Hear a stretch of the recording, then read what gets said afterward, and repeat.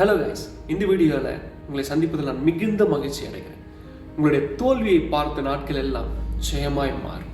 எப்போ மாறும்? நீங்கள் கீழே விழும்பொழுதா, இல்லை நீங்கள் பிரச்சனையை பார்த்து பயந்து ஓடும் பொழுதா? கிடையவே கிடையாது.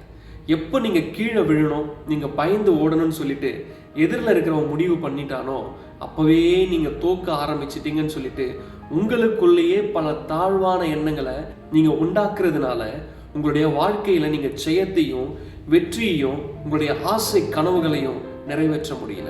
எதிராளுடைய எண்ணமே உங்களை ஒன்றும் இல்லாமல் ஆக்குறது மட்டும்தான். ஸோ அவனுடைய எண்ணங்களை நீங்கள் தோற்கடிக்க வேண்டும் என்றால் நீங்கள் உங்களுடைய வாழ்க்கையில மன தைரியத்தோடு மன உறுதியோடு நிற்கணும். பிரச்சனை துரத்துதுன்னு சொல்லிட்டு பிரச்சனையை பார்த்துட்டு ஓடாம கொஞ்சம் நீங்க திரும்பி பார்த்து நின்னீங்கன்னா அந்த பிரச்சனை உங்களை விட்டு தூரம் ஓடி போகும். எத்தனை முறைகள் நீங்கள் கீழே விழுந்தாலும் அத்தனை முறை நீங்கள் எழுந்து நின்று உதறி தள்ளிட்டு பிரச்சனையை பார்த்து சவால் விடுங்க, கஷ்டத்தை பார்த்து சவால் விடுங்க, உங்களுக்கு எதிராக நிற்கிற மனுஷனை பார்த்து சவால் விடுங்க.